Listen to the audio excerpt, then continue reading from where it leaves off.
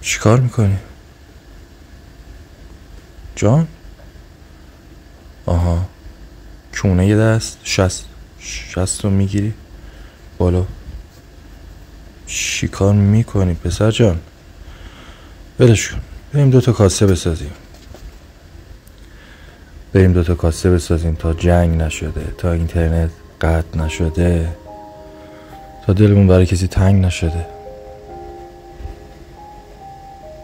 هنوز زنده ای؟ داری هنوز نفس میکشی؟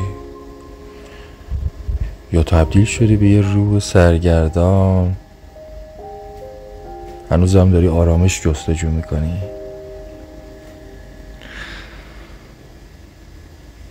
دو تا چونه گل داشتم قبل از اینکه جنگ شروع بشه، ورز دادم گذاشتم تو پلاستیک که باهاش کاسه درست کنم. چونه اولو دوباره ورزش دادم، بدون مشکل یه کاسه ازش در اومد. سشوار میگیرم چون اون همه زحمت برای قرینه شدن کاسه به باد نره. وقتی داری بر رو صفحه بلندش میکنی قور نشه، کج و کوله نشه. ولی چونه دومو همینطوری از توی پلاستیک در آوردم و گذاشتم رو صفحه و شروع کردم کار کردم. ورزش ندادم،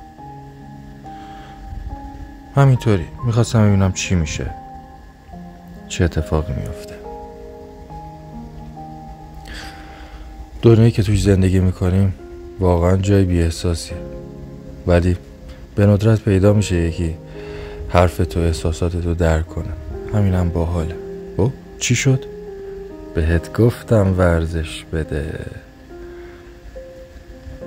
آره میبینم ترک خورده، پایین گلت خشک. اب نداره، هیچ اشکالی نداره. آره خشک. بذار کنار، گلو رو صفحه بردار، دوباره ورزش بده و برگرد باشه کاسه بساز.